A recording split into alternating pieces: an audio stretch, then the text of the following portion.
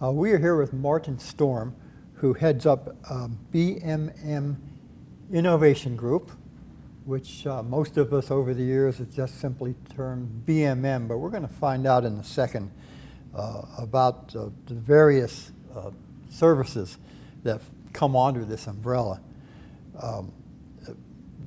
One thing we might say in introduction is Martin, you guys bill yourself as and certify yourself to be, I should say, the original gaming certification company.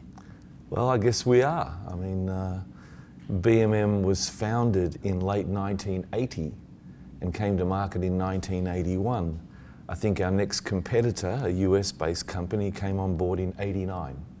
So we were there first. That's just how it goes. So we are the original. We are the original. You are the trailblazers. Well, tell us a little bit now about, you are a diversified company doing a lot more than just the certification. So tell us about it. Okay. Well, the genesis of the group is the BMM Gaming Lab, which has been operating for over 40 years and operates today in every gaming market everywhere in the world, providing product testing as well as product certifications for every form of regulated gaming product, whether it's a digital side of the business or on the land-based side of the business. It could be Class 2, Class 3 gaming, historical horse racing, VLT product, all on the land-based side.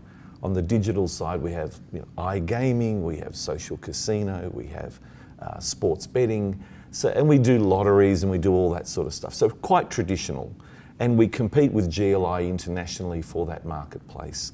And I guess when I started with BMM in 2002, we were a lot smaller than our competition, a lot smaller. We were only operating in 9 markets internationally. Today we operate in over 500. So a big part of my job in the last 21 years has been to grow the business internationally, get market access and build up that side of the business. That side of the business has experienced incredibly explosive growth, surprisingly for a business that was already 35 years old when that growth really took off. It doesn't normally happen that way, but we've had an incredible 5 years, even through the pandemic.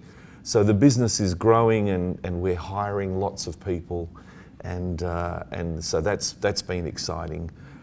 Simultaneously, in the last 3 or 4 years, we've been looking at other areas, because if you're in the gaming lab business, you tend to focus largely on manufacturers and suppliers, of which there are, 1,200 worldwide. We want to grow our business much larger, so we wanted to add the operators to that particular segment. So now our total addressable market is 3,000 to 4,000 customers worldwide by adding in operators. So we needed services for them. So we picked cybersecurity and we picked education and training. And they're the first 2 of many that are coming down the pike. So we're really into the cyber side of the business. We have a business called Big Cyber. It's a very specialist business. As you're probably aware, Frank, the cyber business has hundreds, thousands of players worldwide. Everybody's focusing on something. And we don't focus on the front end of that, we focus on the back end. So we just assume that in terms of our services, that intrusion is inevitable. I'm sure MGM and Caesars would agree. So once a person is, or an individual or a group is inside your business, how do you stop them then? So we have digital technology and services that are like a hit squad that live inside your company. And the moment they get in, then we send those people to go and stop them from doing damage. So that's what's unique about Big Cyber. On the RG 24/7 side, which is our education and training platform, I come from a family where my father was a very serious gambler. And it had a huge impact on my life and my family growing up. And I always thought one day, I've been aware of responsible gaming, in other words, since I was 10 years old. So that's a long time.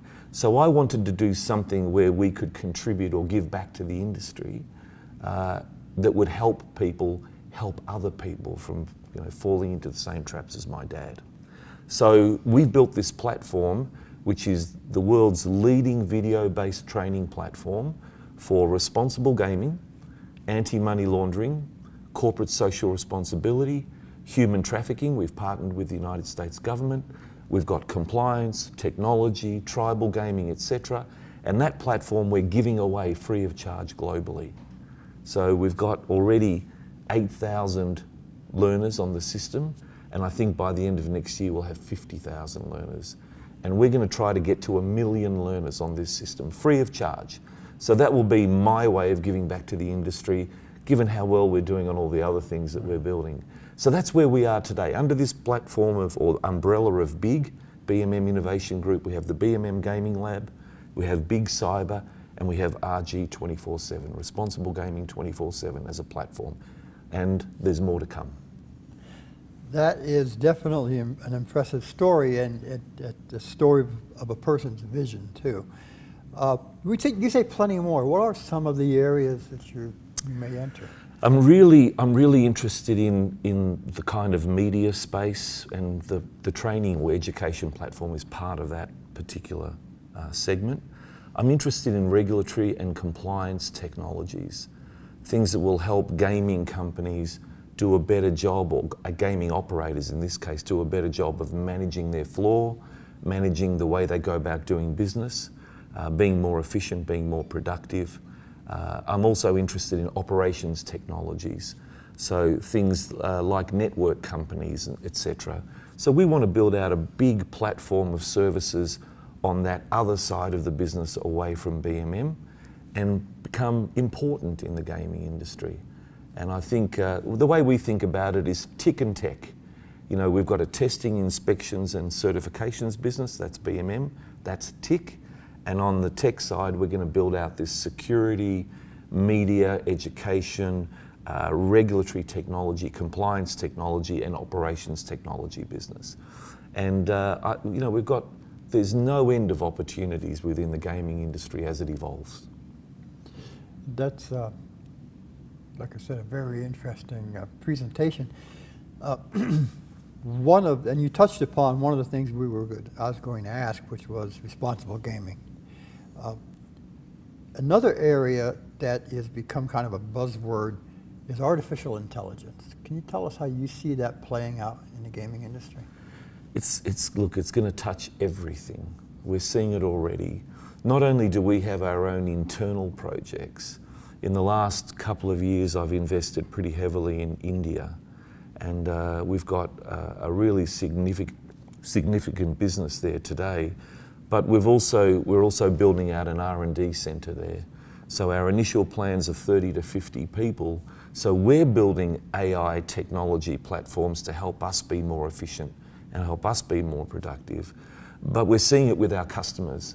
A lot of slot machine manufacturers and game designers are using AI to think about how to assemble games in different configurations that might be attractive to the marketplace. And often it's that small tweak or that little change that can turn a game that's pretty good into a game that's fantastic. So we're seeing AI in the way they go about developing it. We know that in the future we'll be certifying or testing games that have AI components. I have no doubt that systems will have the same component pieces over time. So AI is a story within itself. And, I hope this is useful for me to say this, maybe it'll upset some people, but the gaming industry has had a very stable innovation. As a category, it's been a very stable innovation category. Not much has really happened in 20 years. Okay, we went from pull handle, spinning reels to video based. Well, I wouldn't call that innovative. We've got some beautiful cabinets, curved screens, big hardware, flashing lights. That's all nice, but it's not that innovative. We haven't done that much in this industry, and part of the reason why is it's hard for regulators who are completely underfunded, unsupported generally by their own state governments and etc., to keep up with technology. So the only natural human thing to do is to push it away, because I don't understand it, because I don't have enough educational resources to deal with it. Now what we're seeing is a lot of new technology not coming through the traditional slot machine channel, where the regulators have put their hands up and said no. It's coming through the iGaming side of the business, where the back door is a lot easier to get through than the front door. And so we're now starting to see AI, we're starting to see crypto and blockchain type solutions, we're starting to see Web 3.0 solutions, we're starting to see NFT technology, non-fungible tokens. We're starting to see all these little elements creep into development and design in Europe, particularly where a lot of online or digital gaming products are coming from. And they're starting to find their way into the United States through the new online markets that are developing. So from our point of view, we're excited because in the end, we're a technology company. We test and we certify technology. So we love playing with this stuff. So that's really important for us. I think it's really important for the industry. And you know what it's like, business is such an ecosystem that if you can't find your way in through one door, you find your way in through another, and that's what's happening with all these new technologies. One of the things that's always been blamed, if that's the right word, for the lack of innovation in gaming has been not just regulatory from the part that you mentioned, but also from the part of companies that might enter the industry who find the licensing investigations and so on to be so intrusive. You know, that Microsoft has enormous resources, but they don't really want to undergo that sort of scrutiny. But we also find today that gaming is becoming in some ways more mainstream, more integrated. You could use Disney as an example. Whereas just a couple of years ago, Disney was waging war against gaming. Now it's in gaming, you know, through ESPN and their Penn Entertainment partnership. Do you see that sort of innovation accelerating as gaming becomes more mainstream? And if so, where does it lead us, say, 3 or 5 years from now? I think it does, and where it leads us to is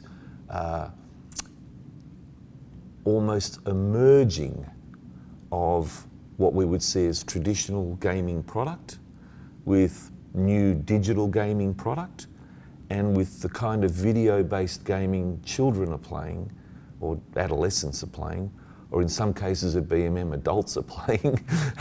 I've got some seriously good gamers at BMM who are senior executives. And you're going to see all of this merge together as a blur. And all of a sudden, it's going to be hard to tell what was the original gaming product and what is the new gaming product. And the reason is because if it's good entertainment, then that will trump all things. Remember when Netflix was the only company that you could get videos on, and they'd ship videos to your doors, and then they went really high tech and shipped CDs or DVDs to your door. And then all of a sudden they went online. I worked at Oracle in the 1990s, and I remember meeting Larry Ellison saying, one day in the information age, we will deliver millions and millions of videos online from a back-end database server. And everybody burst out laughing. And he was right. These companies today are doing it. So Netflix were doing it, then all of a sudden 15 more companies come into the market and do it. Why? Because they've got content, they want to get that content to the market, and it's profitable. And we'll see the same thing happening in gaming or gambling. We'll see a lot of these products merge together, and all of a sudden 5 years from now, Disney will have I don't know if they'll purchase them, but they'll buy some company. We've seen Microsoft buy Activision. Now they're in the same space because they're providing games, but you know, the future is everything blended together. Now, obviously we're not going to let children gamble. So there's going to be some distinction between who can and who can't gamble on that technology, but it's happening. We've built a business that I haven't talked about today because I never talk about it. We've built a business that specializes in product testing and certification of video gaming product. So it's outside of the realms of big. It's a separate business. And I love that business so much. And it's so interesting. And I know where it's going. It's going to crash right into what we're doing 5 years from now or 10 years from now. Yeah. We see on the supplier side, we see Aristocrat. That's both on the casino floor and it's Yeah. ethereal. And they're both gambling and they're these role-playing team games. And you can envision that coming together. And I guess the moral of the story is, as it does, BMM will be there. We'll be there. We will have tested the product before it gets merged. One of the things I did a long time ago was that, and I come from the IT industry, so I'm not a gambling industry guy. I came from the technology side of things, and I worked for companies like Oracle. And I've seen products built and tested, and quality assurance testing, QA testing, is the piece that our companies, our customers do before they send the product to us or GLI, right? We do the certification, the last piece that happens before it goes to market. And I could never understand why we weren't doing the first piece. We've got a lot of the skills, not all of them. So I invested really heavily 10 years ago in building a QA business. That QA business today does a lot of testing for a lot of the gaming companies.